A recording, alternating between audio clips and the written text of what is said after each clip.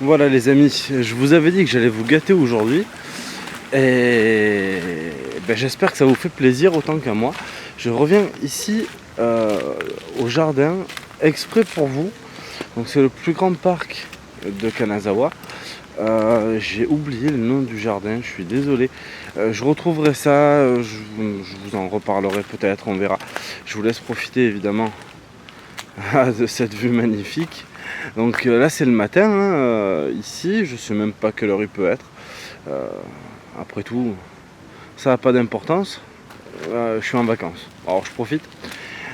Voilà, ce jardin, c'est quelque chose, ça a été une découverte fabuleuse hier, quand je l'ai visité pour la première fois.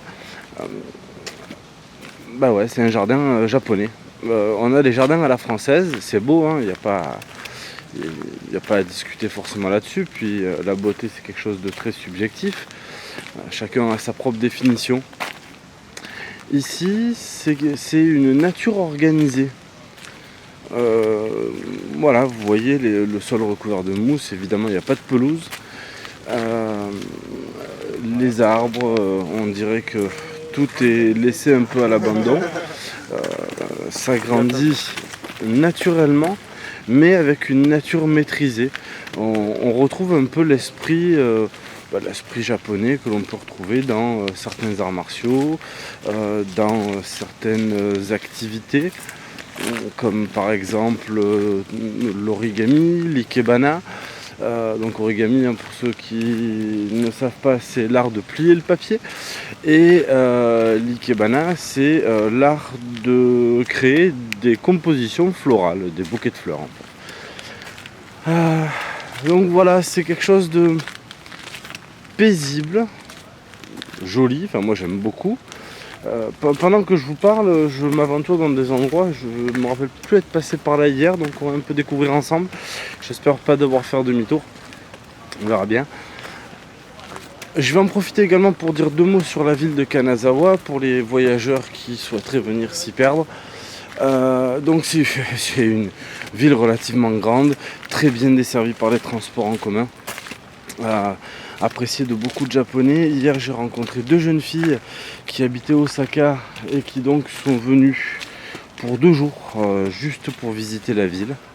Voilà, et elles ont bien fait dans l'absolu. Donc c'est quelque chose qui se fait très bien en Shinkansen, le TGV japonais va-t-on dire.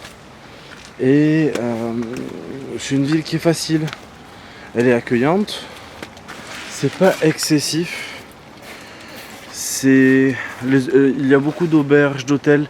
La gare, j'y reviendrai peut-être, c'est un bâtiment magnifique. Bon bah finalement il faut que je fasse demi-tour après avoir profité de cette magnifique vue. Donc voilà, c'est vraiment un endroit à visiter, je le recommande à 200%. Il faut venir ici. Voilà, que vous cherchiez l'ambiance des marchés, comme le marché aux poissons, où je retournerai peut-être d'ailleurs vous faire une petite vidéo à Omicho, donc un endroit qui est pas très loin de mon auberge.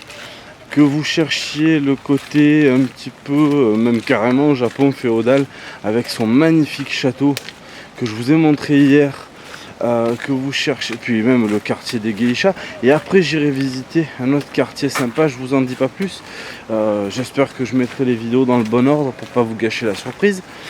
Donc voilà, ça c'est possible, vous pouvez le trouver ici.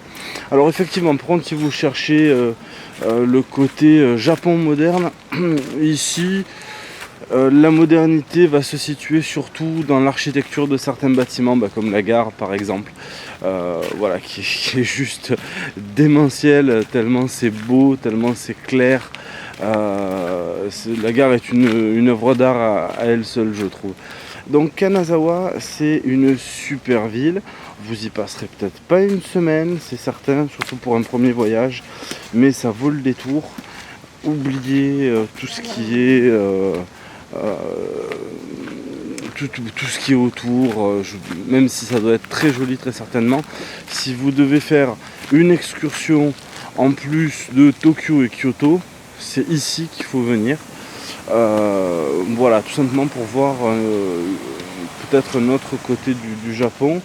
Une ville qui n'est pas très grande, qui est calme, voilà, qui simplement vaut largement le détour. Et les frais que cela peut engendrer quand vous voyagez tout simplement en sac à dos avec un petit budget. Ou que vous ne souhaitiez pas mettre des 100 et des 1000 dans plein d'excursions et éviter de courir tout simplement. Regardez-moi ça comme c'est beau. Je suis désolé, je m'extasie de tout ici, mais ce jardin est fantastique. Pour ceux qui se poseraient la question, j'avais abordé le sujet des fameux arbres avec ces cordes là. Alors je pensais initialement que c'était pour comment dirais-je, sculpter les arbres un peu à la manière d'un bonsaï. En fait pas du tout. L'utilité première, c'est tout simplement pour éviter que les branches ne se cassent avec le poids de la neige quand il neige, parce qu'on est quand même dans une région montagneuse et voilà, ce serait dommage d'abîmer un si joli paysage. Les branches les plus lourdes, les plus grosses, vous le voyez sur ces images-là, sont soutenues par des poteaux de bois dans le même but. Et en fait, cette précaution apportée aux arbres fait qu'ils sont sculptés de fait, puisque la branche ne peut pas pousser comme elle le souhaiterait. Elle est guidée par la main de l'homme, mais on reste sur quelque chose de toujours très naturel, et encore une fois, une nature organisée. J'espère que ça vous plaît, j'espère que vous aimez ça, parce que moi oui déjà, et que j'essaye de vous faire partager mon enthousiasme communicatif. Et voilà, parce que c'est une image du Japon, je pense qu'il faut garder, faut être conscient de tous ces efforts.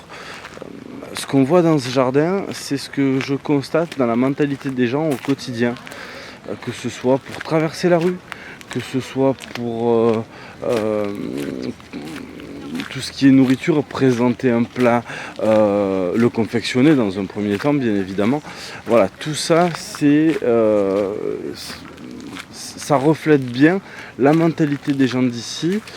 On fait les choses de manière précise, avec beaucoup de minutie, beaucoup d'attention, sans forcer, mais on guide bien.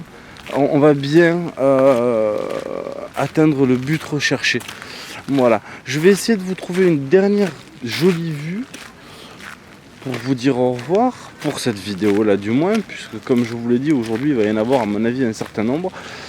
Et j'espère que ça vous plaît toujours autant, que vous aimez me suivre, et encore une fois je suis tellement heureux de vous faire partager tout ça.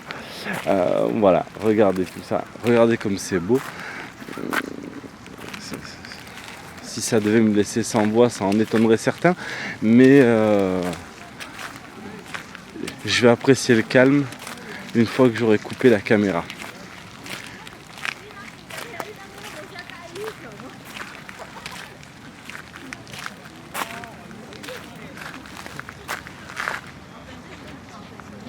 Je vous dis à tout à l'heure les amis.